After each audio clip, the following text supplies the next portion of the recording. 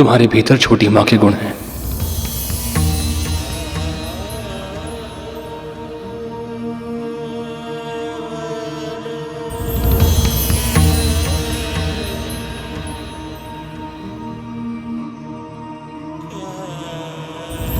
इससे अधिक गर्व की बात मेरे लिए और क्या हो सकती है भैया।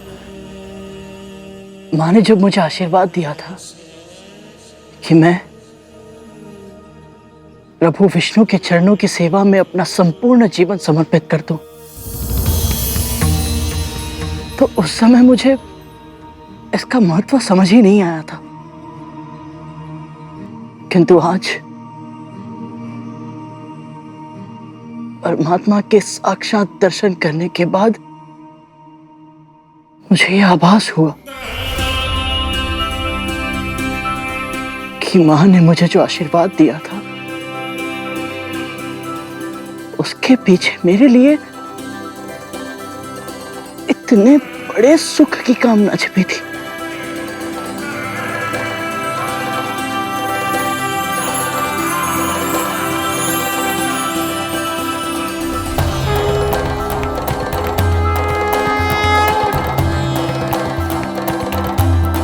भैया, परमपिता के दर्शन तो आपने करवा दिए, किंतु मां लक्ष्मी कहाँ है?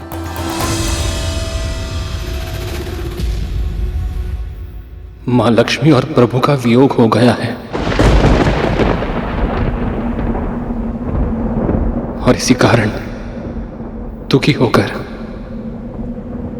प्रभु गहन ध्यान में चले गए हैं।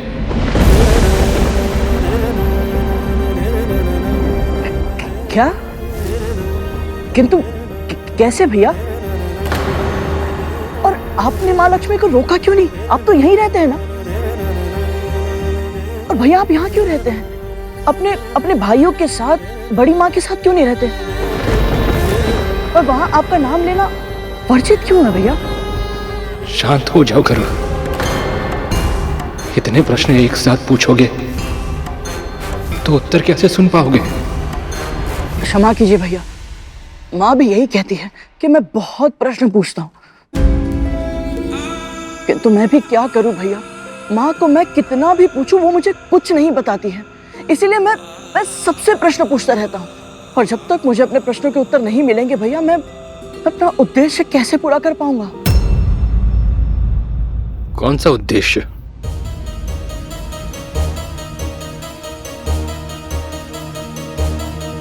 मेरे जीवन का एकमात्र उद्देश्य है अपनी माँ को आपकी माँ की दास्ता से मुक्त कराना।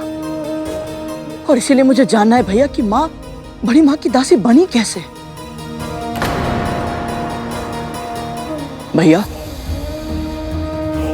आप तो सबसे बड़े हैं, मेरी अपेक्षा केवल आपसे है भैया। क्या आप भी मुझे सत्य नहीं बताएंगे?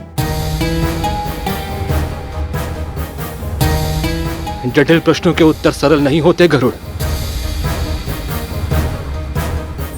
जिस सत्य को तुम जानने का प्रयास कर रहे हो, उसे समझ पाने के लिए तुम्हें और भी बहुत कुछ जानना होगा। उनके अतीत का संसार जानना होगा तुम्हें, उनकी परिस्थितियों को अनुभव करना होगा। तब समझ पाओगे तुम कि उन दोनों ने वो मार्ग क्यों चुना जिस पर चलकर वो आज इस स्थिति तक पहुंची हैं। ये कहानी बहुत लंबी है गरुड़। मेरा संपूर्ण जीवन भी इस पहेली को सुलझाने में क्यों ना लग जाए, मैं वो मूल्य चुकाने के लिए भी तैयार हूं।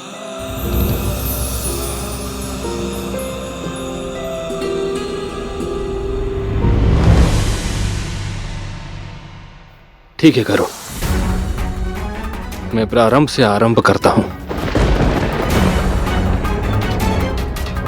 पहले ब्रह्मांड ऐसा नहीं था जैसा आज है,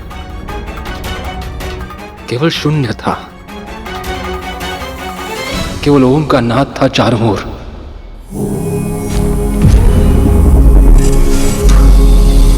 बढ़ते बढ़ते ये नाद इतना तीव्र हो गया कि इसके आवेग से शून्य को चीरते हुए प्रकट हुआ क्षीर सागर, और उस क्षीर सागर के मध्य प्रकट हुए परम पिता विष्णु।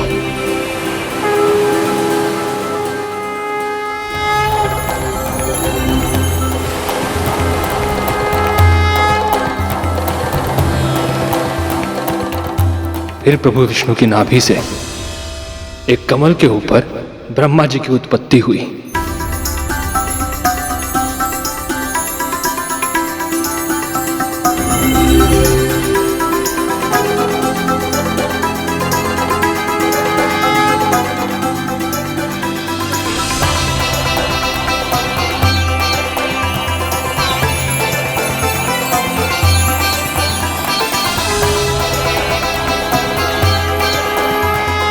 हे नारायण,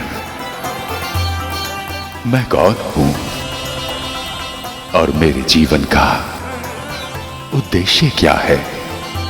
ब्रह्मा हैं आप, और आपके जीवन का उद्देश्य है सृष्टि का सृजन करना। जो आज्ञा प्रभु।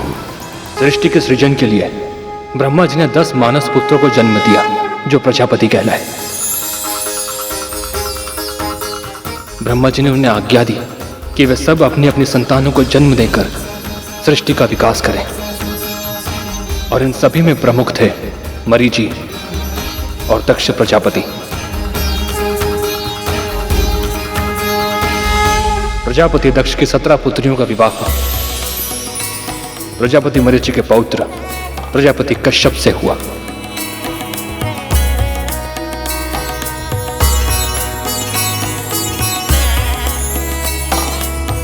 इनमें अदिति से देवताओं का और दिति से दानवों का जन्म हुआ। किंतु भैया, एक पिता की इतनी अलग अलग प्रकार की संतानें, ये कैसे संभव है? प्रजापति दक्ष ने सृष्टि के सृजन और संतुलन के लिए नियम बनाए। उन्होंने प्रत्येक जीव की प्रकृति, प्रवृत्ति और आकृति को अलग अलग गुण दिए। इन गुणों के आपसी समागम से अलग अलग जातियों का जन्म हुआ। पिता एक थे, परंतु माताओं के गुण, मनोभाव और स्वभाव अलग अलग थे, जिस कारण उनकी संतानें भी अलग अलग प्रकृति, प्रवृत्ति और आकृति की हुई।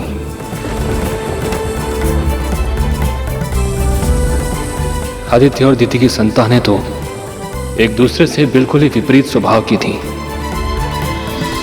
देवताओं में सत्व और रजस गुण थे, जबकि दानवों या असुरों में रजस गुण होते हुए भी तमस गुण की प्रधानता थी। आसुरी प्रवृत्ति प्राणी को शांत नहीं बैठने देती। उसका मन सदैव इसी में लगा रहता है कि कैसे वो किसी से कुछ छीन ले, दूसरों को कष्ट पहुंचाए, सभी कुछ नष्ट कर दे। उनके इसी विनाशकारी स्वभाव के कारण उनका युद्ध देवताओं से होने लगा, और समय के साथ साथ ये देव असुर महासंग्राम में बदल गया। असुर केवल अपनी शक्तियों का फुहड़ प्रदर्शन करना जानते थे, जबकि देवता देवराज इंद्र के नेतृत्व में संगठित थे और कौशल के साथ दैवीय शस्त्रों से युद्ध करते थे। असुर बार बार हारने लगे।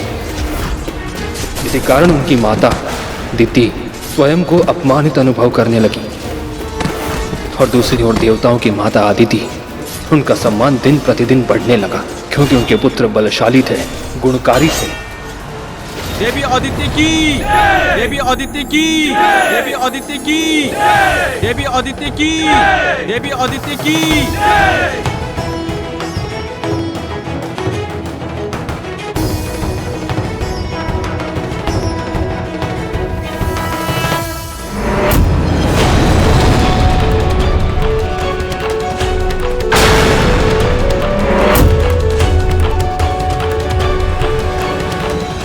बीच में रोकने के लिए क्षमा चाहता हूं भैया, किंतु देवों और असुरों के बीच की शत्रुता का, उनके महासंग्राम का मेरी मां की दासता से क्या संबंध है?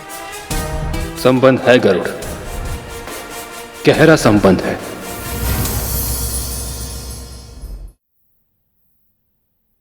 हमारी सृष्टि की रचना बहुत ही अद्भुत है गरुड़। सृष्टि के किसी भाग में यदि एक तितली भी अपने पंख फड़फड़ाती है ना, तो उसके फलस्वरूप सैकड़ों सहस्त्रों योजन दूर सृष्टि के दूसरे भाग में बवंडर आ सकता है, अकल्पनीय विनाश हो सकता है। अपने पुत्रों के स्वभाव के कारण दिति और अदिति के बीच जो कुछ भी हो रहा था, प्रजापति कश्यप की दूसरी पत्नियां विंता और कद्रू वो सब देख रही थी। उन्होंने जो कुछ भी देखा, अनुभव किया, समझा, उसने उन दोनों की नियति तय कर दी। कैसे?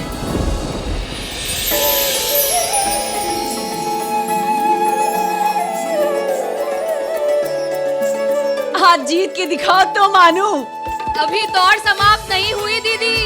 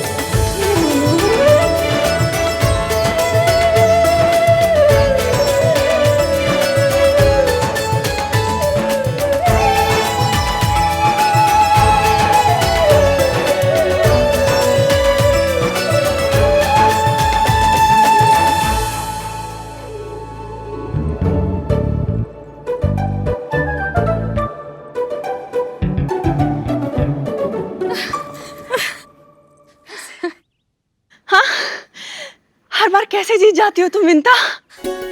आनंद तो दौड़ में है दीदी, फिर चाहे मैं जीतूं या आप, बात तो एक ही है। सच कहा तुमने, असली माँ तो फल का नहीं कर्म का होता है। तुम्हारी यही बातें मेरा मन मोह लेती है। बस बस दीदी, प्रशंसा अभिमान को जन्म देती है और मैं नहीं चाहती कि मैं कभी भी अपने नाम से विपरीत आचरण करूं। सदैव विनीत रहूं, यही इच्छा है मेरी। लो, हम कर्म की बात कर रहे थे, किंतु वो कर्म करना भूल गए जिसके लिए हम यहाँ आए हैं। मैं पूजा की सामग्री तैयार करती हूँ और मैं चंदन घिसकर लेप बना लेती हूँ। नहीं, बिल्कुल भी नहीं।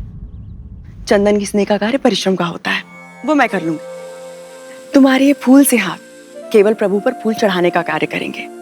इन प्यारे से हाथों को मैं कभी कोई कष्ट नहीं होने दूंगी। पर दीदी आप... नहीं, अपनी दीदी का आदेश नहीं मानोगी? ठीक है।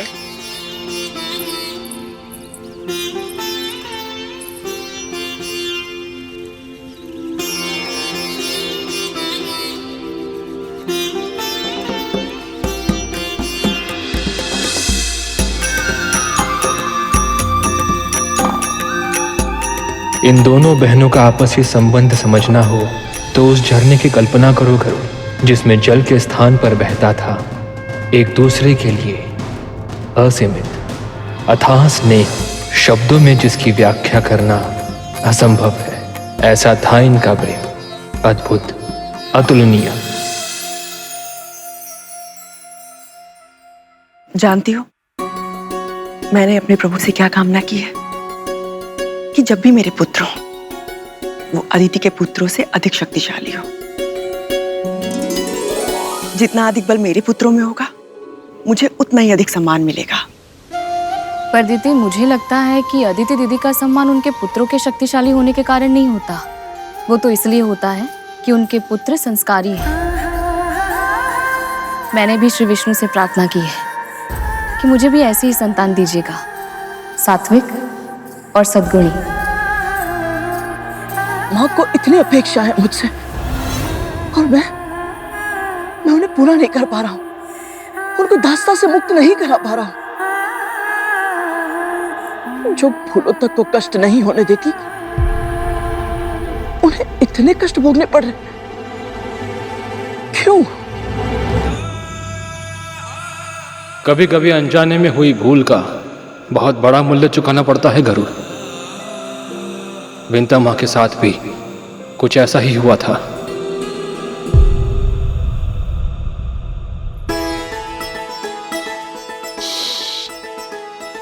कितने सुंदर पंख हैं इसके।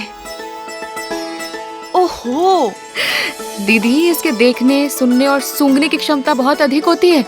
आप नहीं पकड़ पाओगे इसे।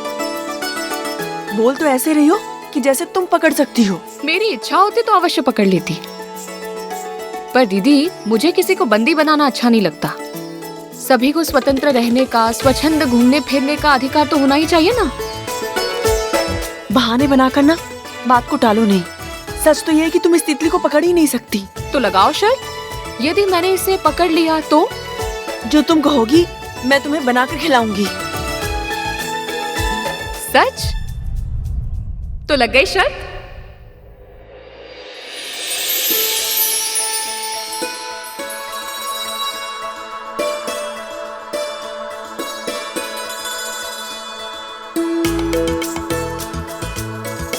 एक ही स्थान पे खड़े होकर उसे देखती रहोगी और उसे पकड़ने का प्रयास भी करोगी। वो श्वेत पुष्प देख रही हो? उस पर उसके बैठने की प्रतीक्षा कर रही हूँ। तुम्हें कैसे पता कि वो उस पे बैठेगी या नहीं? यदि नहीं बैठी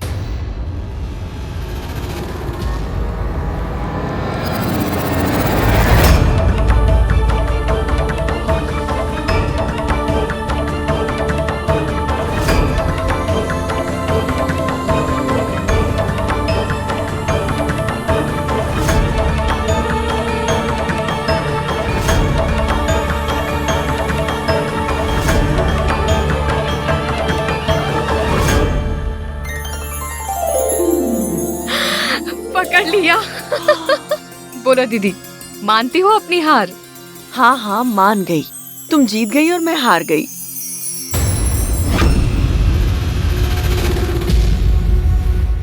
इसका पंख टूट गया क्या? क्षमा करना तितली, तुम्हारी वेदना का पता ही नहीं चला। अनजाने में बहुत बड़ा अपराध हो गया मुझसे।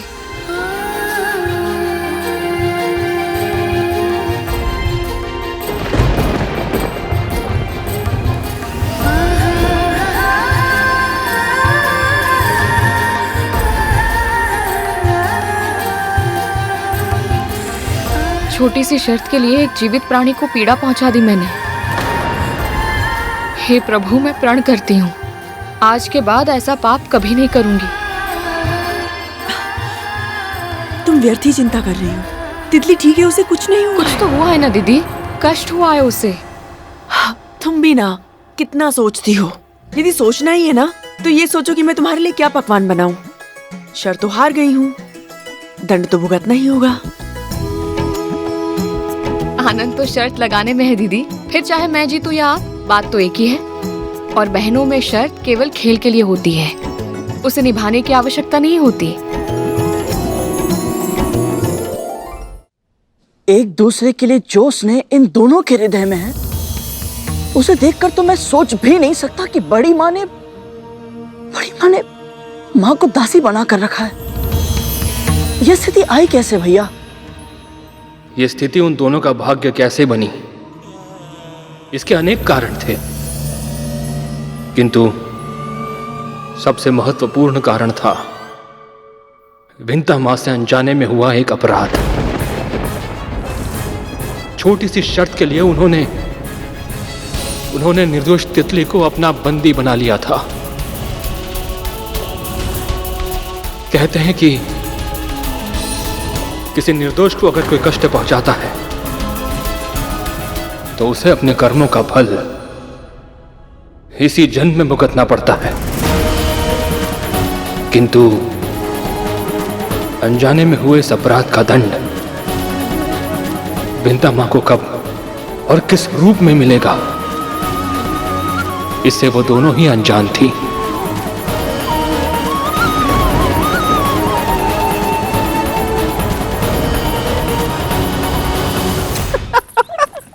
ओम नमः शिवाय। ओम नमः शिवाय। महर्षि दुर्वासा, ओम नमः शिवाय।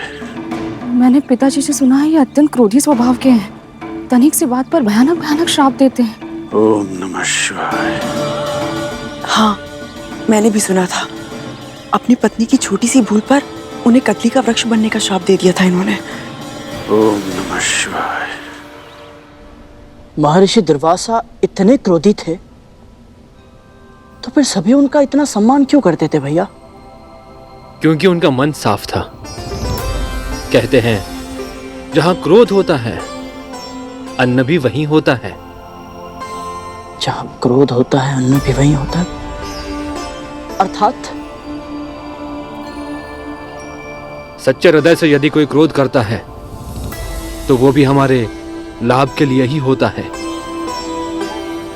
ऐसे क्रोध करने से हमारा विकास होता है, हम और अधिक समृद्ध होते हैं। इसी प्रकार महर्षि दुर्वासा के श्राप से सदैव समाज का भला ही होता था।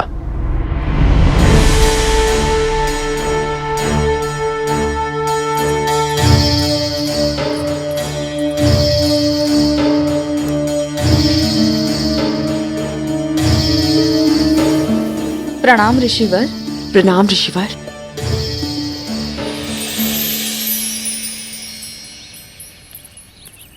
ये क्या है? जो ईश्वर की भक्ति का मार्ग दिखाए, ऐसे ऋषि ईश्वर से भी अधिक सम्मान के अधिकारी होते हैं। आप जैसे परम पूजनीय महर्षि के सम्मान में हम भूल के भी कोई भूल नहीं करना चाहते। तो संतान प्राप्ति की इच्छा से प्रभु श्री विष्णु की पूजा कर रही है।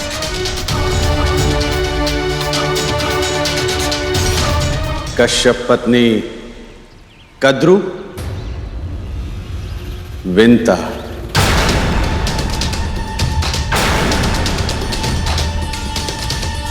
स्वयं नीलकंठ भगवान शिव जी ने एक यज्ञ के फल स्वरूप मुझे ये माला दी थी।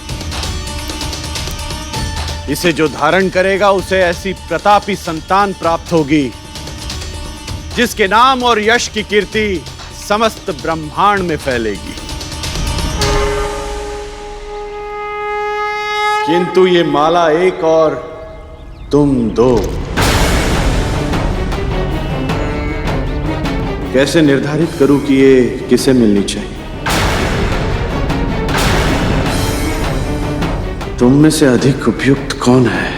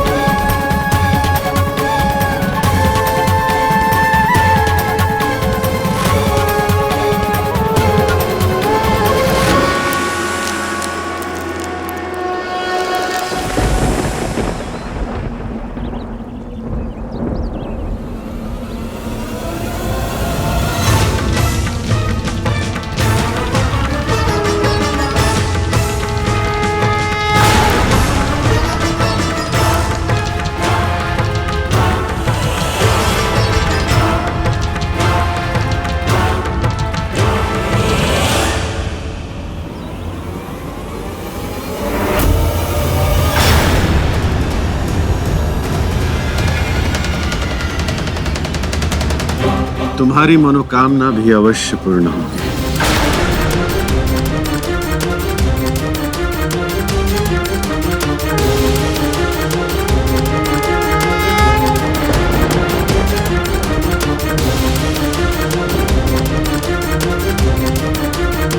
दीदी, महर्षि दुर्वासा ने हम दोनों को आशीर्वाद दे दिया।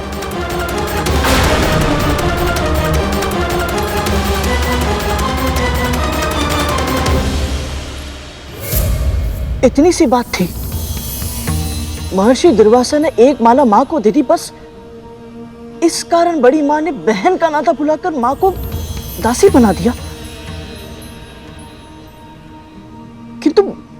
बड़ी माँ तो माँ को बहुत स्नेह करती थी। फिर ऐसा ऐसा कैसे भैया?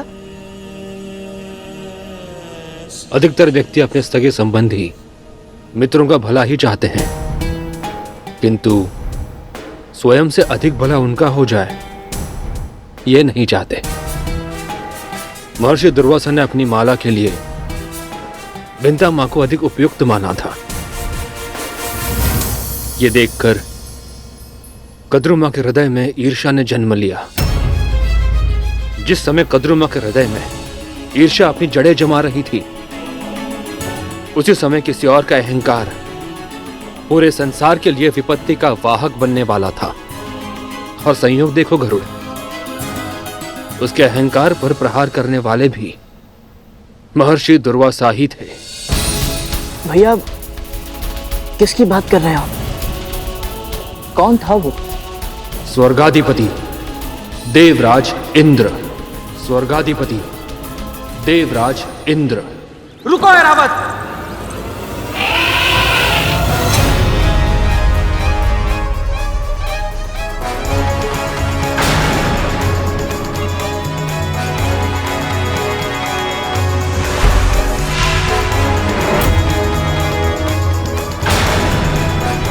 प्रणाम महर्षि।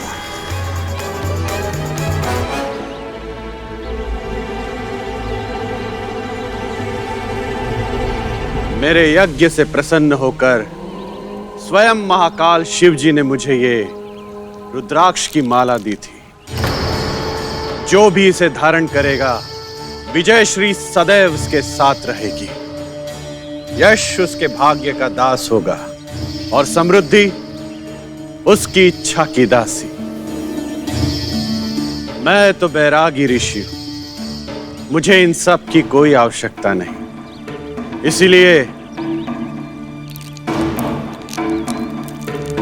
इसे आप धारण कर लीजिए देवराज। जो आज्ञा महर्षि।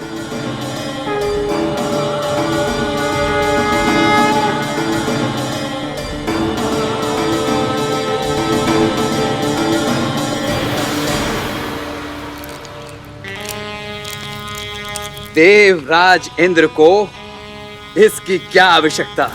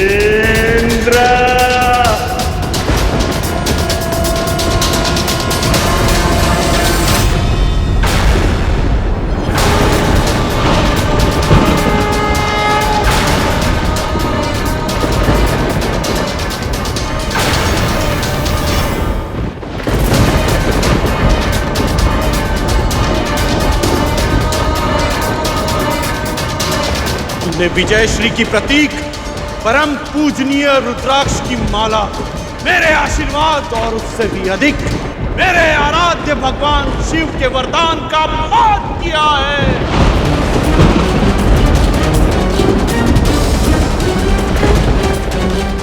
आज से तू और तेरे सभी देवता श्रीहीन हो जाएंगे।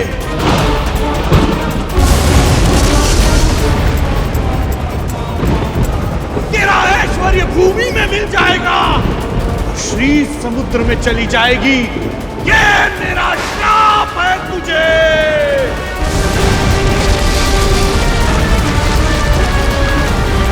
आज से तू और तेरे सभी देवता श्रीहीन हो जाएंगे।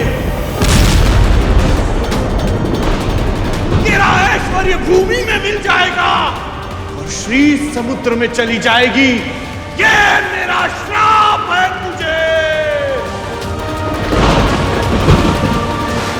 क्षमा कर दीजिए महर्षि, मुझसे भूल हो गई। महर्षि, मुझसे भूल हो गई महर्षि। महर्षि, सच्चे भक्त भगवान से भी बढ़कर होते हैं और महादेव के परम भक्त महर्षि दुर्वासा का अपमान करके देवराज ने केवल स्वयं को दुख नहीं दिया था, पूरे संसार को कष्ट में डाल दिया था। और सबसे अधिक पीड़ा हुई थी मेरे प्रभु नारायण और माता लक्ष्मी को।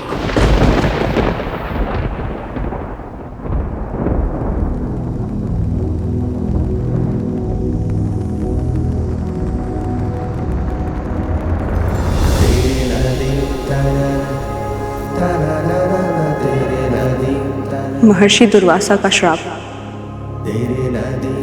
हमें इसका मान तो रखना ही होगा। मुझे जाना होगा प्रभु। मुझे छोड़कर कैसे जा पाएंगी? मैं महर्षि के श्राप की अवहेलना नहीं कर सकती नारायण। और मैं आपके बिना नहीं रह सकता। आप मेरी अर्धांगिनी, आधा आधा प्राण है। आपके बिना मेरा अस्तित्व आधा। मैं अधूरा हूं आपके बिना देव। संभालिए स्वयं को स्वामी। कैसे? ये कार्य तो आपका है ना। मैं संसार को इसलिए संभाल पाता क्योंकि आप मुझे संभालती। आपके बिना ना तो मेरी गति है देव और ना ही संसार का परिचालन। सच्चे हृदय से उपजा क्रोध समाज के विकास का कारण बनता है प्रभु। संभव है कि महर्षि के पवित्र मुख से ये श्राप जगत कल्याण के लिए निकला। और क्या पता हमारे इस वियोग के पीछे कोई बहुत वियोग? ये शब्द ही अकल्पनीय। केवल सुनने से ही असहनीय पीड़ा हो रही है। जब पालन करना होगा तब क्या होगा?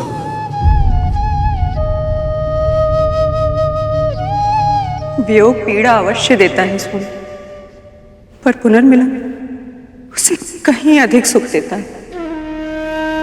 हमारे पुनर्मिलन के बारे में सोचिए स्वामी।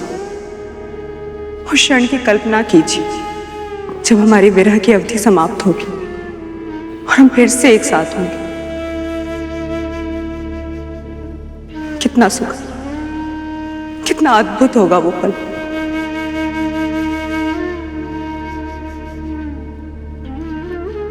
किंतु अभी हमें प्रतीक्षा करनी होगी।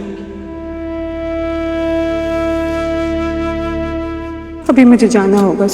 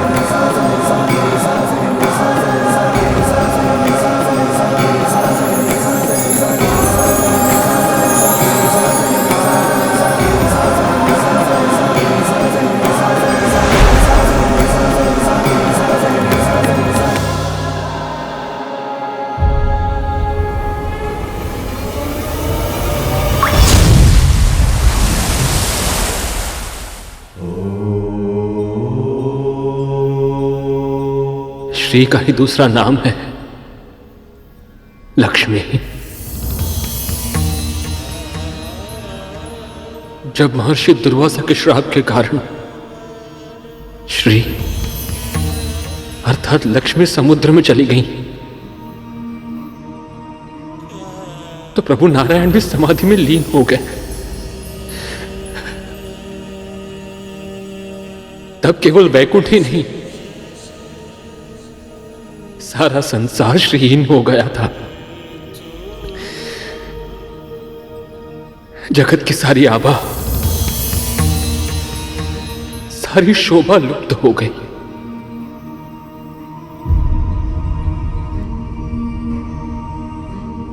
मैं अभी अभी वैकुंठ पहुंचा हूं भैया। फिर भी यहाँ की वायु में जो पीड़ा का आभास है, उसे अनुभव कर पा रहा हूं मैं कल्पना कर सकता हूं भैया कि प्रभु विष्णु और मां लक्ष्मी के लिए विरह कितना दुखदायक रहा होगा।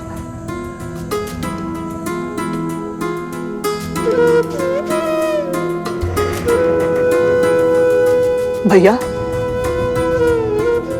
क्या कोई ऐसा उपाय है जिससे मैं इन दोनों को फिर से एक कर पाऊं? तुम्हारी सदिच्छा का स्वागत है गरुड़, और यदि ऐसा कोई उपाय मेरी दृष्टि में होता तो उसे यथार्थ में परिवर्तित करके मैं अपनी माता को फिर वैकुंठ ला चुका होता।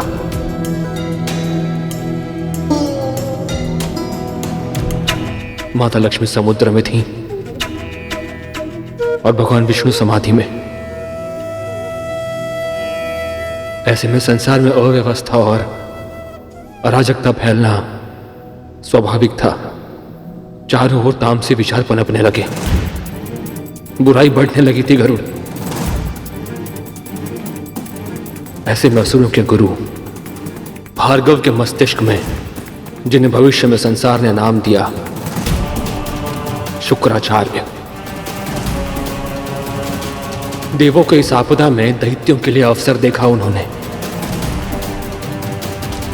पहले से ही पीड़ित देवों को पूरी तरह पराजित करने का मार्ग खोजने के लिए उन्होंने भीषण तपस्या करने का निश्चय किया।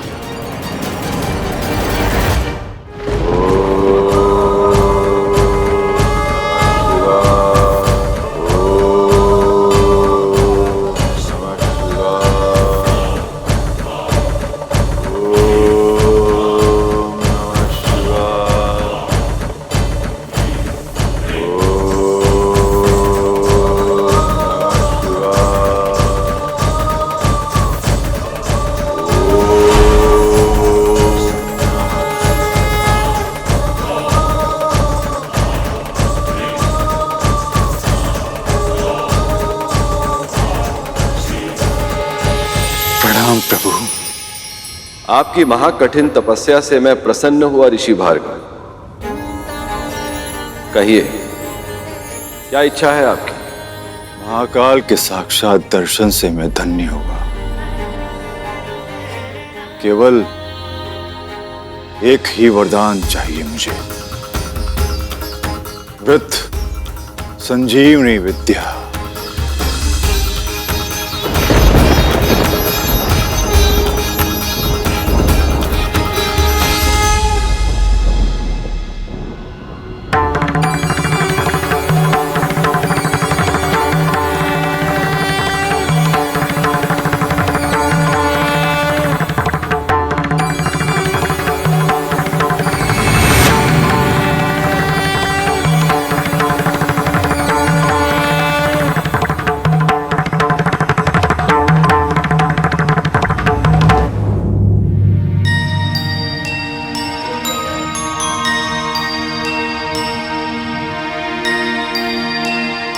प्रभु शिव शंकर के इस आशीर्वाद ने महर्षि शुक्राचार्य को ऐसी शक्ति दे दी थी जिसका संसार पर भीषण प्रभाव पड़ा। एक ओर सृष्टि का विकास हुआ, वहीं दूसरी ओर विनाश का आरंभ हो रहा था।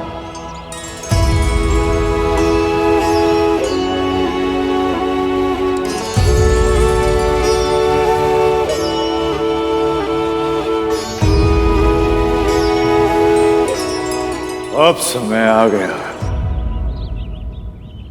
असुरराज महाबली से मिलने का।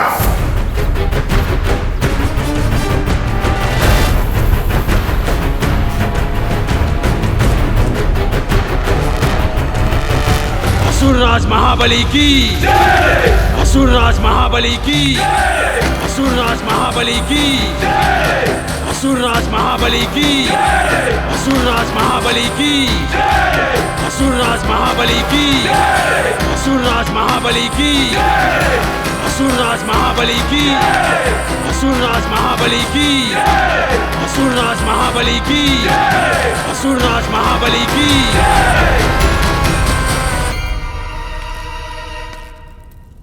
गुरुवर आप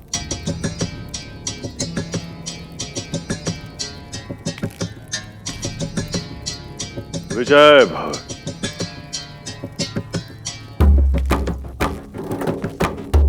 आपको वो सिंहासन प्राप्त हो जो आपके लिए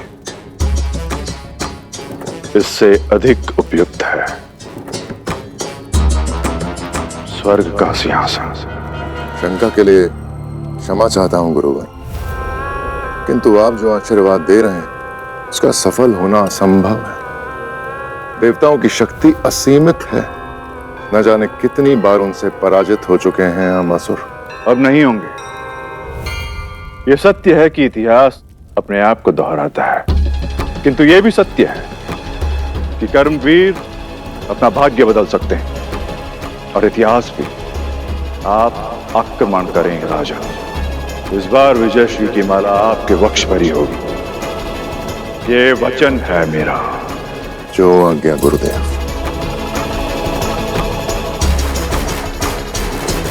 महर्षि भार्गव की, महर्षि भार्गव की, महर्षि भार्गव की।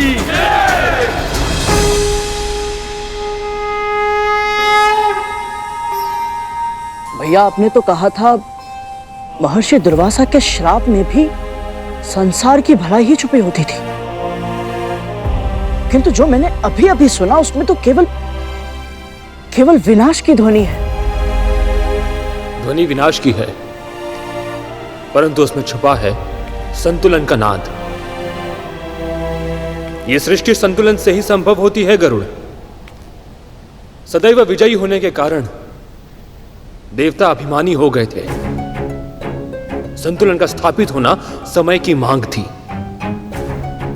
महर्षि दुर्वासा के श्राप ने इंद्र के अहंकार को तो ठेस पहुंचाई, किंतु इंद्र समेत अन्य सभी देवताओं के अहंकार का पूरी तरह नष्ट होना अभी शेष था।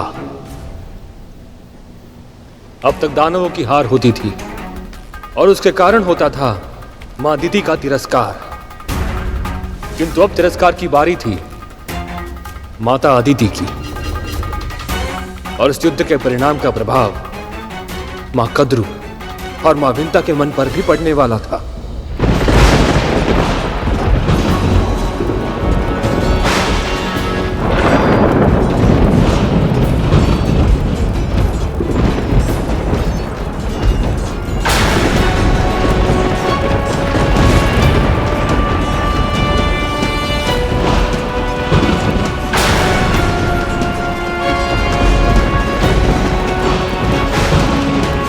युद्ध संतानें करती हैं, पर पीड़ा की तड़प सहनी पड़ती है उनके माता पिता को। दीदी, हमें एक दूसरे को वचन देना होगा। जैसे मैं और आप आज तक कभी नहीं लड़े, हमारी संतानें भी आपस में झगड़ा कभी नहीं करेंगी। स्वयं नीलकंठ भगवान शिव जी ने एक यज्ञ के फलस्वरूप मुझे ये माला दी थी, जिसे जो धारण करेगा उसे ऐसी प्रतापी संतान प्राप्त होगी जिसके नाम और यश की कीर्ति समस्त ब्रह्मांड में फैलेगी। तू भी ना विंता, जिन्होंने भी जन्म तक नहीं लिया, उनके झगड़े के बारे में अभी से क्यों चिंता करना?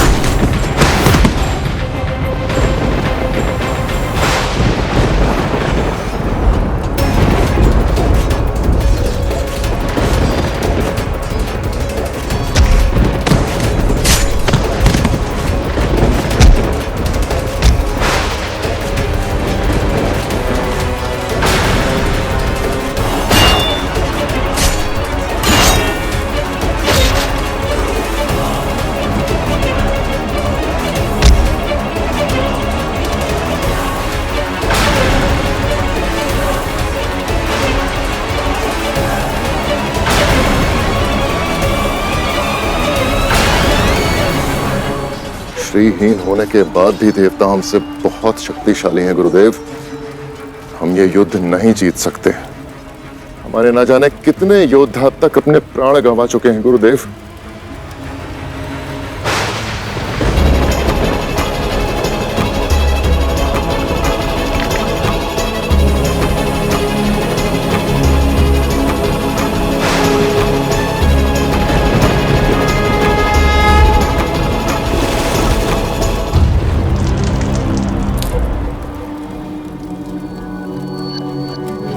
ध्यान से देखिए राजन, आपका एक भी योद्धा नहीं मारा गया है।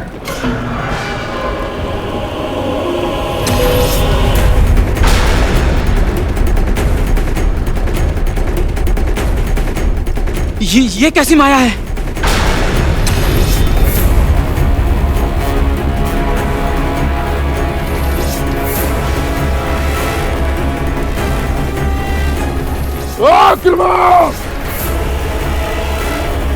भागो, अपने अपने प्राण बचाओ।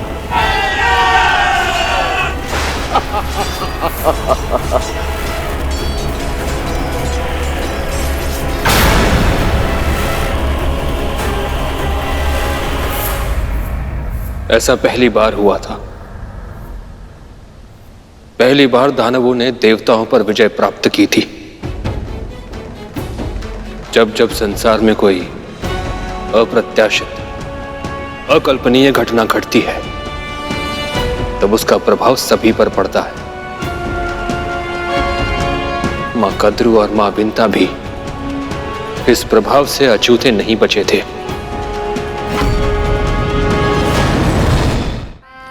असुरराज महाबली की, असुरराज महाबली की, असुरराज महाबली की, असुरराज महाबली की, असुरराज महाबली की, असुरराज महाबली की, असुरराज महाबली की, असुरराज महाबली की, असुरराज महाबली की, असुरराज महाबली की।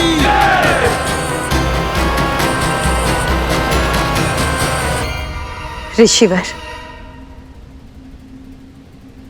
आपका बहुत बहुत धन्यवाद। आज आपने असंभव को संभव बना दिया। आज युद्ध के मैदान में आपने जो किया वो अकल्पनीय है।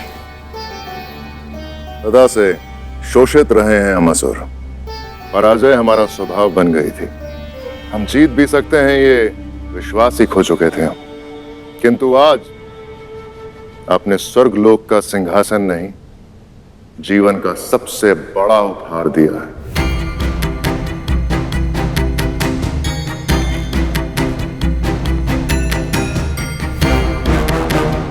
अब सृष्टि में संतुलन स्थापित होगा और इसका सारा श्रेय केवल आपको जाता है गुरुवर। युद्ध आपने और आपके योद्धाओं ने लड़ा। साहस के साथ आपने अपने शत्रु का सामना किया और उन्हें भागने के लिए विवश किया। इस विजय का श्रेय आपका है राजन। मैंने तो केवल गुरु होने का धर्म निभाया है।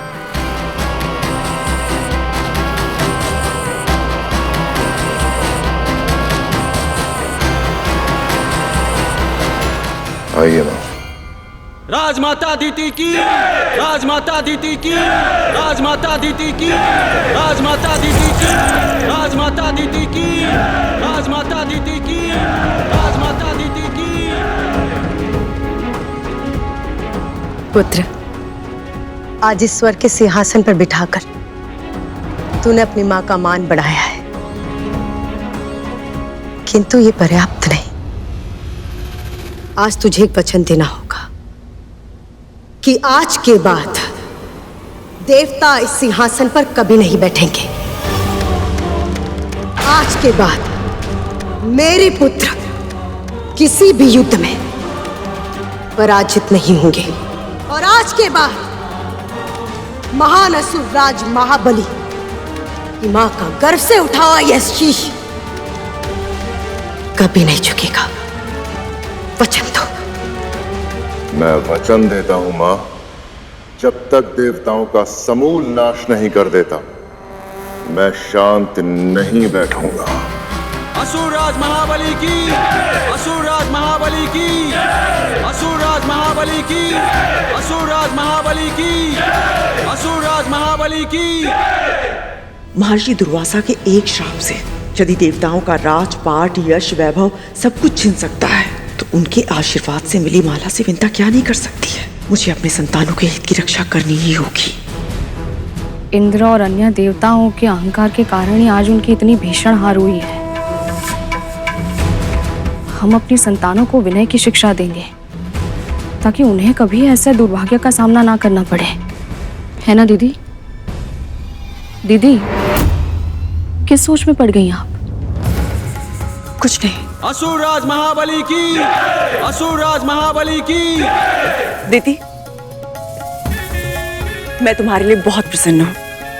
बहुत बहुत बधाई हो।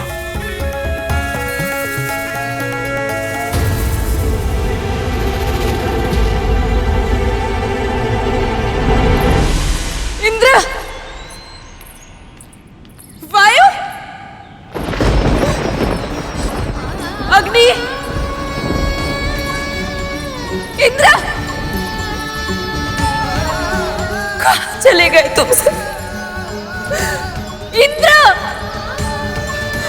तुम्हारी माता तुम्हें पुकार रही है, कहाँ चले गए? इंद्र,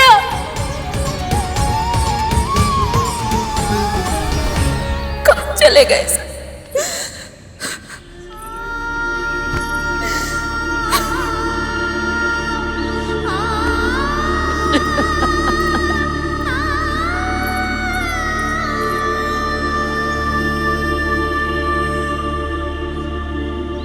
मैंने चारों ओर ढूंढ लिया है,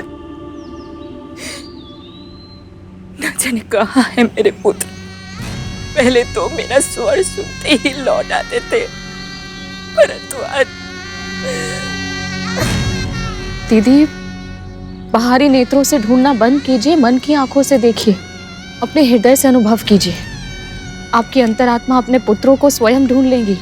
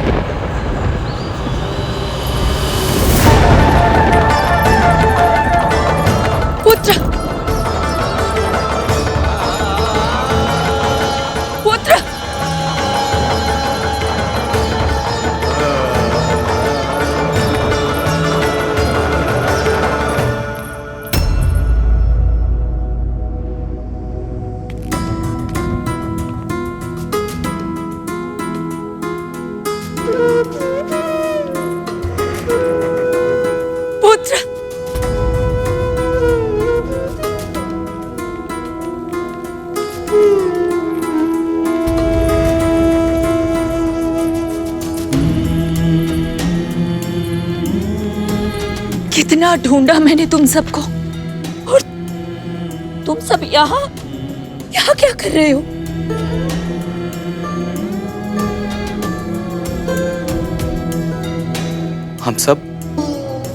हम सब भयभीत हैं माँ। जीवन में प्रथम बार हमें असुरों से भय लग रहा है। अपने प्राणों के लिए ऐसा भय इससे पहले अनुभव नहीं किया माँ।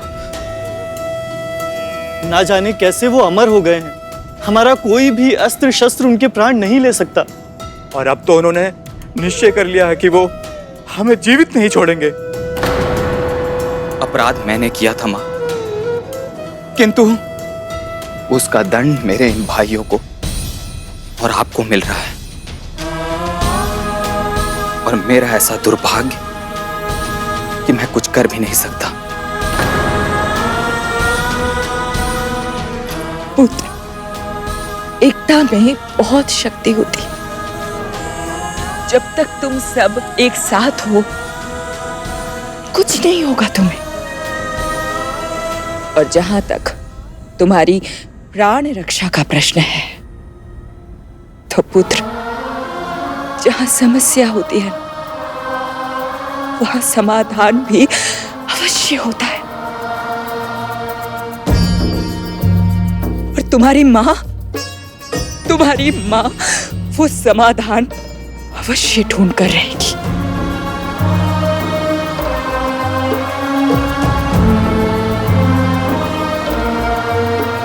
जो पुत्र अपने माता पिता का सम्मान करते हैं, उनकी आज्ञा का पालन करते हैं, वो अधिक समय तक सत्मार्ग से दूर नहीं रह सकते। जब से महर्षि दुर्वासा ने भगवान शिव के वरदान स्वरूप मिली वो महान माला विंता मां को दी थी, कद्रू मां के मन में ईर्ष्या के अंगार सुलगने लगे थे। अपने आप को अपनी छोटी बहन विंता से उत्तम सिद्ध करने की हठ ने उनके मस्तिष्क में जड़ें जमा ली थी। यहां तक कि अपने पुत्रों के लिए प्रार्थना करते समय भी उनके मन में यही एकमात्र विचार हावी रहता। और इसीलिए जब उनकी प्रार्थना स्वीकार होने का समय आया तो उन्होंने महर्षि कश्यप से कहा,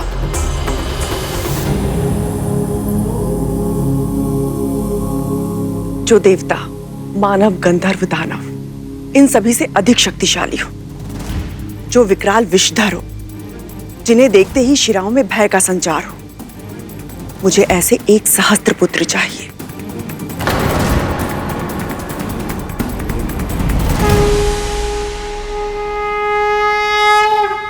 तथास्तु, तथास्तु, तथास्तु। ऐसे बलशाली पुत्र होंगे तो अवश्य त्रिलोकी सामग्री बन जाऊंगी मैं। फिर विंता ही नहीं, दिति, अदिति सब झुकेंगे मेरे आगे।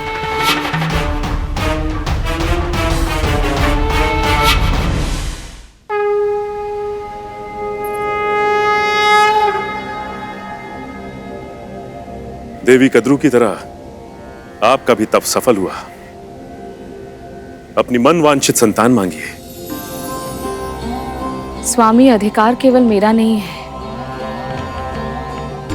संतान को अपने माता और पिता दोनों की इच्छाओं का संयुक्त स्वरूप होना चाहिए। इसलिए आप बताइए, कैसी संतान चाहिए आपको?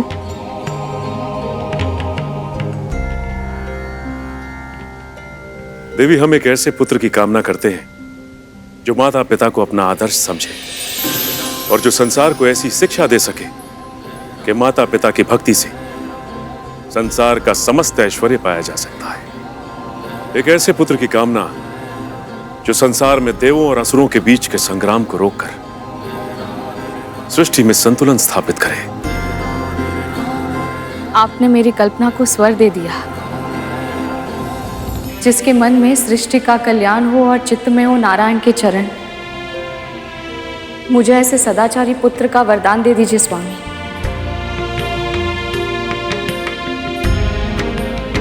देवी कद्रू ने सहस्त्र पुत्रों की इच्छा व्यक्त की है,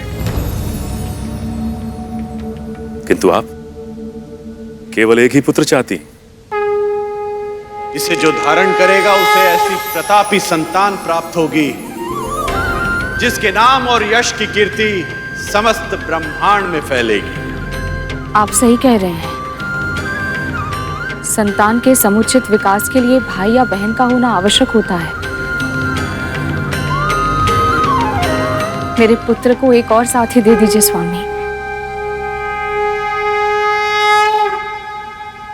तथास्तु, तथास्तु, तथास्तु।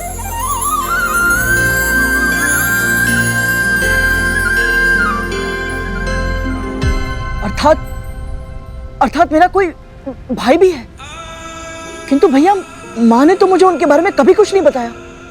कौन है वो और कहाँ है? तुम उन्हें मिल चुके हो गरुड़। क्या? किंतु कब? कौन? सूर्यदेव के रथ के सारथी हैं वो, अरुण, तुम्हारे बड़े भाई। अंधकार को समूल नष्ट करने वाले श्री सूर्यदेव को मेरा प्रणाम।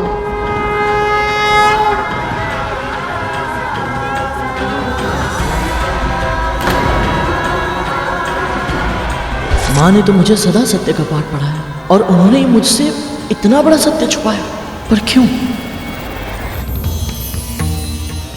कितना बड़ा मूर्ख हूं मैं। सगे बड़े भाई को पहचान नहीं पाया और उन्होंने भी मुझसे कुछ नहीं कहा। क्यों? और इतना बड़ा सत्य क्यों छुपाया माँ ने मुझसे? संसार की प्रत्येक माँ जो भी करती है वो अपने संतान के भलाई के लिए ही करती है। तुम्हारे जन्म के पूर्व तुम्हारी माँ ने जो कुछ भी देखा, समझा और सहा था, उसके बाद से उनका प्रत्येक कर्म, प्रत्येक विचार तुम्हारी रक्षा के लिए ही था गरुड़। ऐसा क्या हुआ था मेरे जन्म से पूर्व?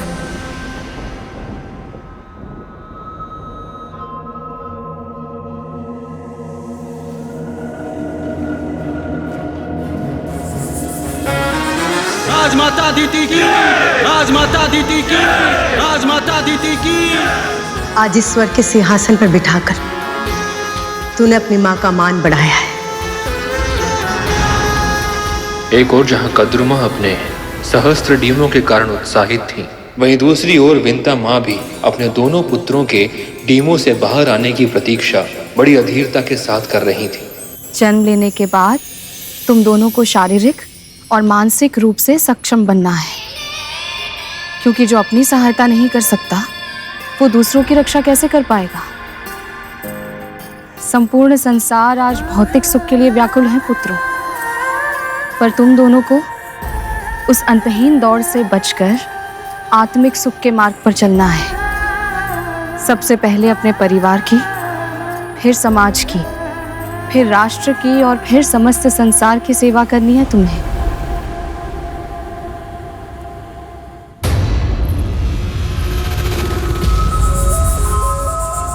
सेवा नहीं, शासन करना है तुम सबको।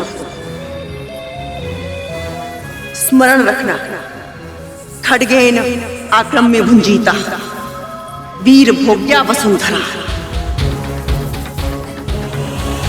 शस्त्र के बल पर ही पुरुषार्थ करने वाले विजयी होकर इस पृथ्वी का भोग करते हैं।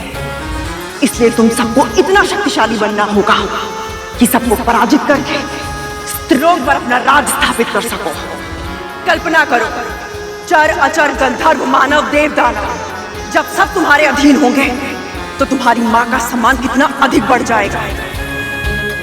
विंता ही नहीं, दीति और अदिति के पुत्रों को भी मेरे सामने सर झुकाना होगा। सदैव सदैव के लिए जीत जाऊंगी मैं। चारों दिशाओं में मेरे ही नाम की जय जयकार होगी। राजमाता कद्रू की जय, राजमाता कद्रू की जय हो। माता कद्रू की, माता कद्रू की, माता कद्रू की, माता कद्रू की, माता कद्रू की। तो क्या आप वासुकी भैया और कुछ अन्य सर्प अपने भाइयों से स्वभाव में इसलिए इतने भिन्न हैं क्योंकि बड़ी माँ की छाया आपके डिम पर नहीं पड़ी थी? होने वाली संतान गर्भ में या डिम में रहते हुए ही अपने माता पिता के संस्कार ग्रहण कर लेना प्रारंभ कर लेती है। माता पिता के मनोभाव, प्रवृत्ति और कर्म उनके आने वाली संतान पर प्रभाव अवश्य डालते हैं। इसीलिए कहते हैं कि जब संतान का जन्म होने वाला हो तो माता पिता को सुकर्म करने चाहिए, महापुरुषों के दर्शन करने चाहिए, तामसी प्रवृत्ति से दूर रहते हुए सात्विक जीवन जीना चाहिए। तुम्हारा अनुमान सही है गरुड़।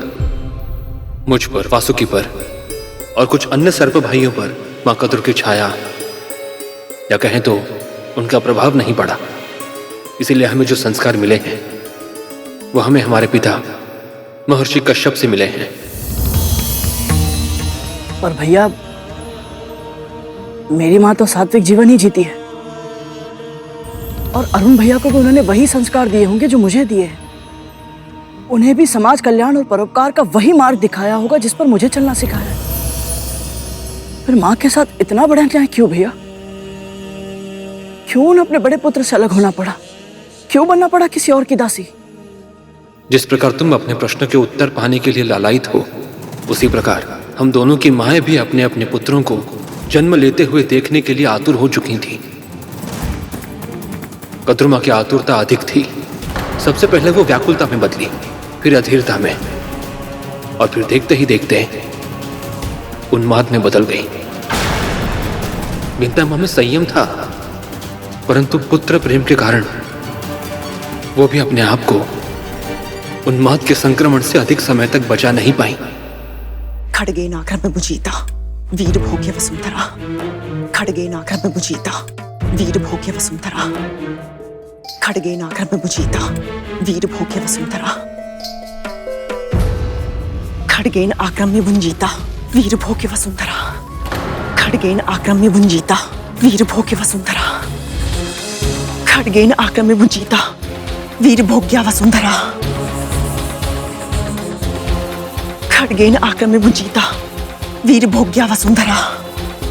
खड्गेन आक्रम्य बुंजीता वीर भोग्य वसुंधरा। दीदी, अब शीघ्र ही मेरे पुत्रों का जन्म होगा। जब वो पहली बार अपनी रिम से बाहर निकलेंगे तो मैं नहीं चाहती उस क्षण की साक्षी बनने से मैं चूक जाऊं। मुझे भी ऐसा ही लगता है दीदी। शीघ्र ही मेरे पुत्रों का भी जन्म होगा और संभव है आपके सहस्त्र पुत्रों से पहले मेरे पुत्रों का जन्म हो जाए। इसे जो धारण करेगा उसे ऐसी प्रतापी संतान प्राप्त होगी जिसके नाम और यश की कीर्ति समस्त ब्रह्मांड में फैलेगी। ऐसा नहीं होगा। दिव्य माला मिलने का अर्थ ये नहीं कि तुम्हें मुझसे पहले और अधिक मिल जाएगा। सबसे पहले मेरे ही पुत्रों का जन्म होगा। तो लगी शायद जिसके डिम बाद में फूटेंगे उसे पूरे महल को दीपक से सजाना होगा। स्वीकार है।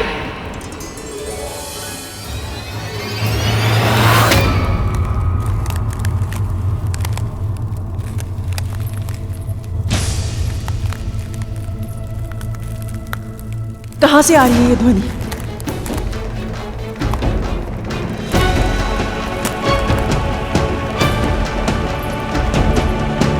मन की आंखें वो भी देख सकती हैं जिसे देखने में तन की आंखें असमर्थ होती। अब शीघ्र ही पता चल जाएगा कि इस ध्वनि का स्रोत कहाँ है।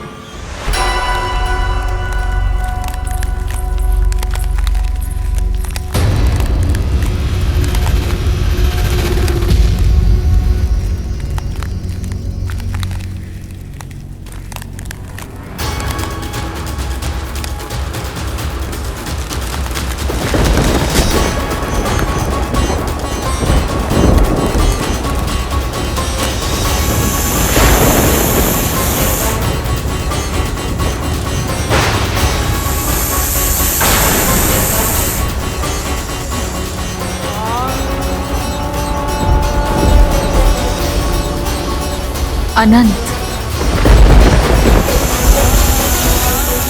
सत्य कहा तुमने। मेरा सबसे बड़ा पुत्र इस नाम से भी जाना जाएगा।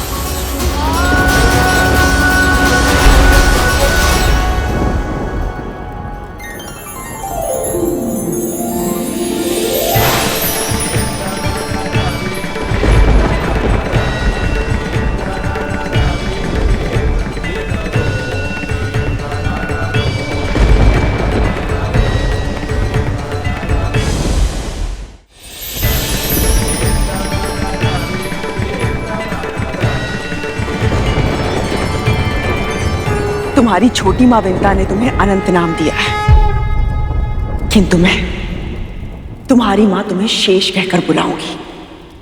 शेषनाग। तुम इतने शक्तिशाली बनोगे कि आवश्यकता पड़ने पर पूरी पृथ्वी का बोझ अपने कंधों पर उठा पाओगे।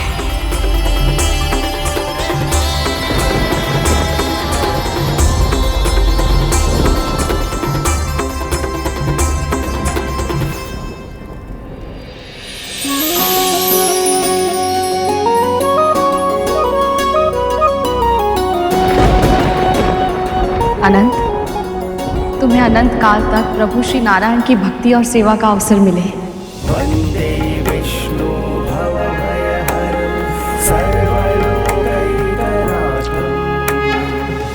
देख लिया, सबसे पहले मेरे ही पुत्र ने जन्म लिया।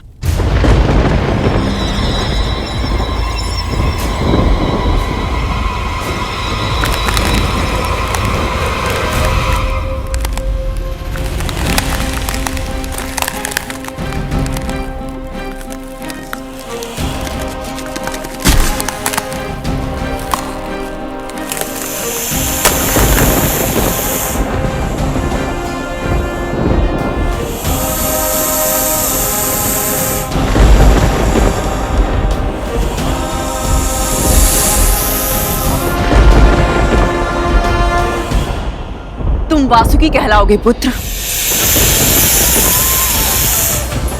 मनचाही लंबाई धारण कर सकते हो तुम।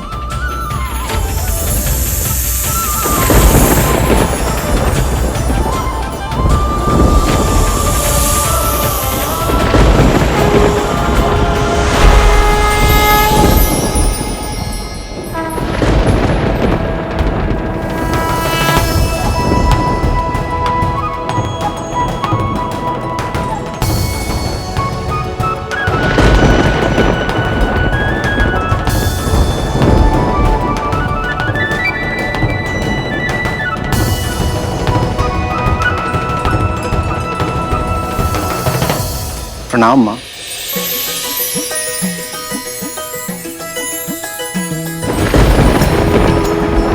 प्रणाम छोटी माँ।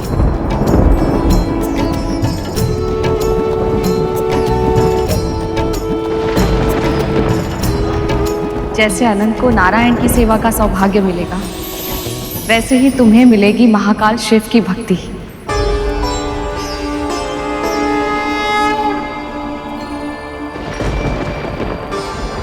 उनके गले की शोभा बनोगे तुम।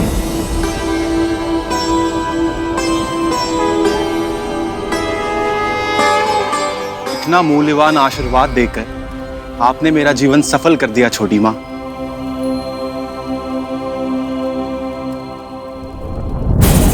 मेरे पुत्र इसी की स्तुति करते रहेंगे तो मेरा स्वप्न तो अधूरा ही रह जाएगा।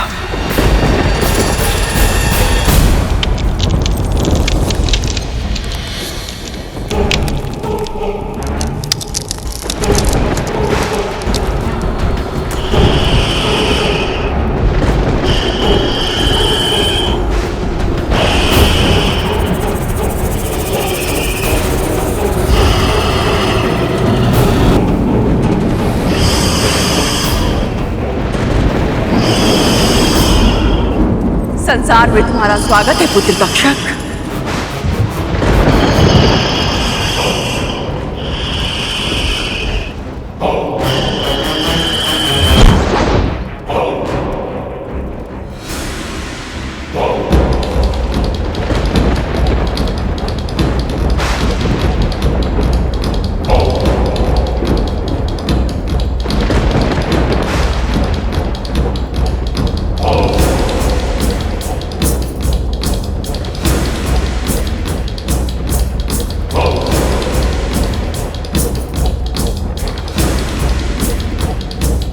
तुम्हारे विष की कोई काट नहीं होगी। बिजली की लपट और उसकी गति के गुण जो तुम्हारे भीतर है, उस गुण के कारण तुम नाग शक्ति के नायक बनोगे।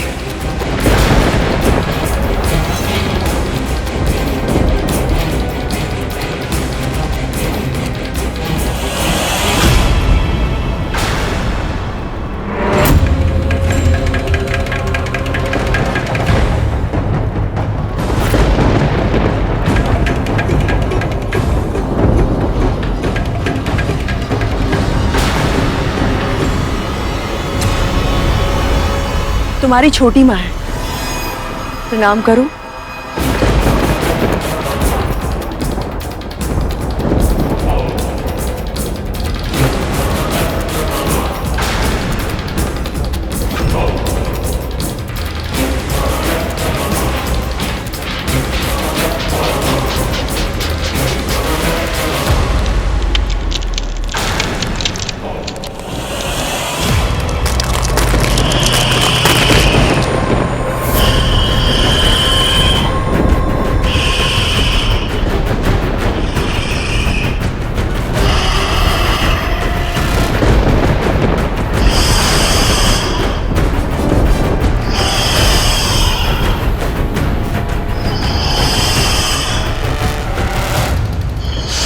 रुक जाओ पुत्र।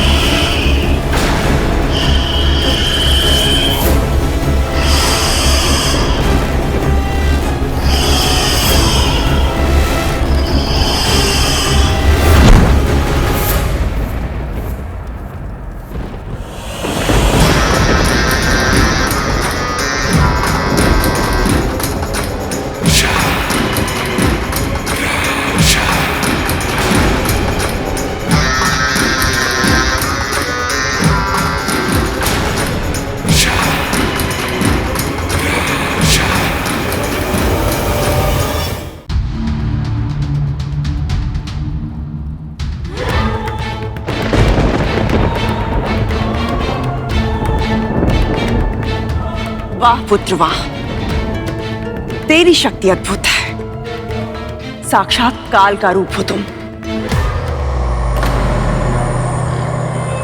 आज से ये संसार तुम्हें कालिया के नाम से जानेगा। बड़े से बड़े जलाशय को एक ही फुंकार में विषैला करने की क्षमता होगी तुम्हारे विश्व में। ये कैसे आशीर्वाद दे रही हैं कद्रू दीदी अपने पुत्रों को? इनसे संसार का उद्धार कैसे होगा?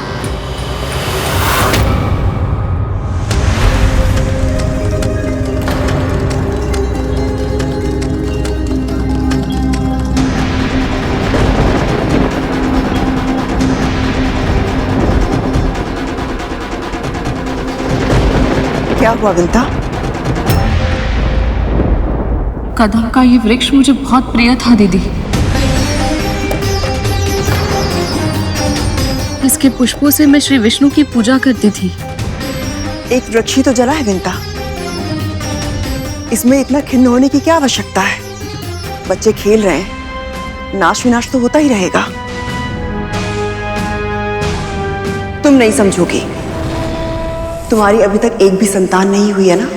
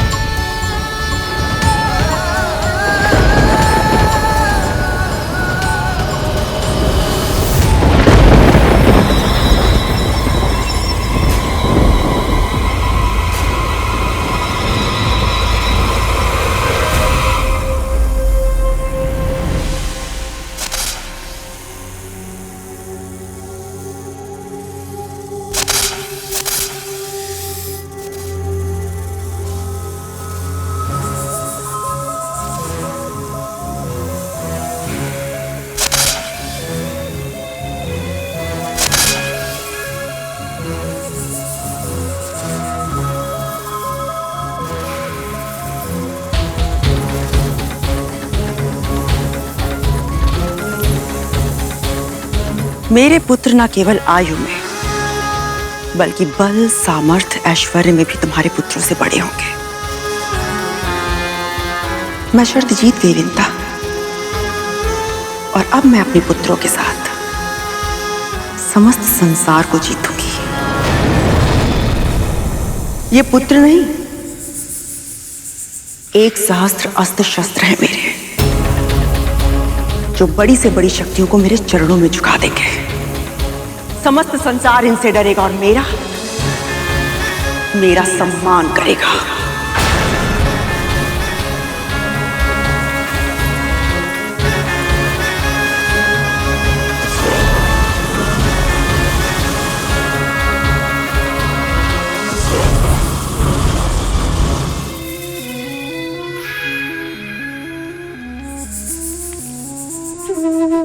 दोहराओ।